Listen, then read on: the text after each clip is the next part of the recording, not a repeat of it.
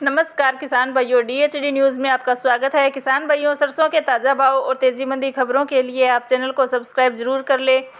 किसान भाइयों, हम अक्सर अपनी वीडियो में बताते हैं कि किसी भी फसल के भाव में लगातार तेजी या फिर लगातार मंदी ज़्यादा लंबे समय तक बनी नहीं रह सकती।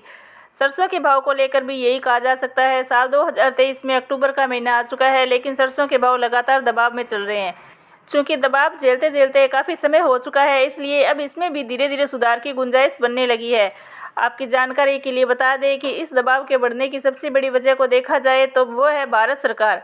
सरकार ने पिछले 2 साल से खाद्य तेलों के आयात को कर मुक्त रखा हुआ है।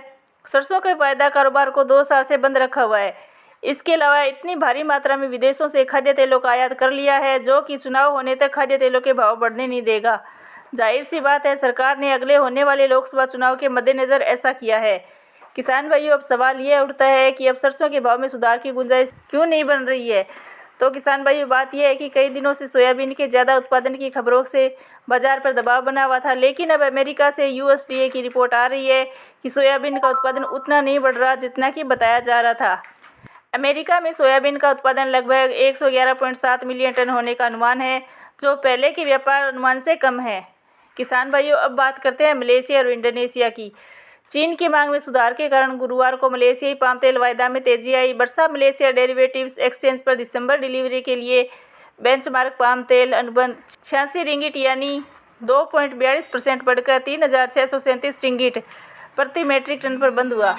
आपकी जानकारी के लिए बता दें कि सप्ताह की शुरुआत में यह 23 जून के बाद के सबसे निचले स्तर 3,520 रिंगिट पर आ गया। किसान भाइयों, दिवाली के त्यौहार को देखते हुए तेल मिलों की खरीद बनी रहने से घरेलू बाजार में आज लगातार तीसरे दिन सरसों की कीमतों में तेजी आई।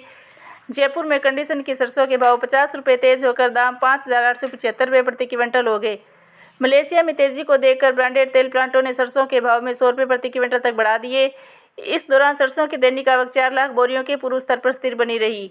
घरेलू बाजार में सरसों तेल की कीमतों में हल्की तेजी देखी गई, जबकि इस दौरान सरसों खल के दाम भी बढ़े हैं। देश भर की मंडियों में सरसों की दैनिक आवक आज भी 4 लाख बोरियों पर स्थिर बनी रही। किसान भाइयों, अब तक विदेशी बाजारों की गिरावट ही थी जो कि सरसों के भाव को बढ़ने नहीं दे रही थी।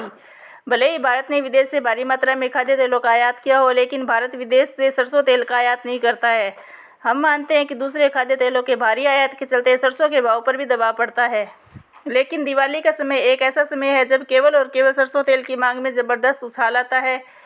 इसी मांग को देखते हुए हम पिछले कई दिनों से कह रहे हैं कि सरसों के भाव तेज हो सकते हैं। खपत का सीजन होने के कारण आगामी दिनों में सरसों तेल की मांग में ज़रूर सुधार आना ही है। ऐसे में अगर विदेशी बाजारों का सहारा मिलता है तो भाव जल्दी 6,000 के ऊपर चले जाएंगे। किसान भाइयों, हमारा कार्य बाजार की तेजी मंदी रिपोर्ट से आपको अवगत कराना है। बाकी आप अपना व्यापार अपने विवेक से करें। साथ ही साथ वीडियो को लाइक और चैनल को सब्सक्राइब भी ज़रूर करें। जय जवान, जय किसान।